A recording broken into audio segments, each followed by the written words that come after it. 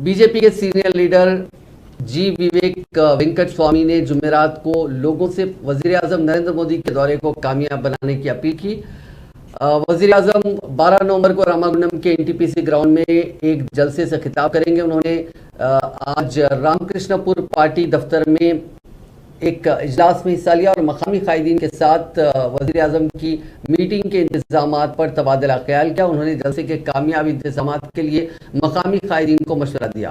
विवेक ने इस मौके पर नरेंद्र मोदी के दौरे से मुतालिक पम्पलेट का इजरा किया। रामागुंडम में फैक्ट्री का इफ्तिताह करने के बाद वजीर आजम 12 नवंबर को एनटीपीसी मैदान में जलसे आम से खिताब करेंगे। విఫలమైందో కేవలము దాన్ని డిఫ్లెక్ట్ చేయడానికి కేంద్రం పైన విమర్శలు చేస్తున్నారు।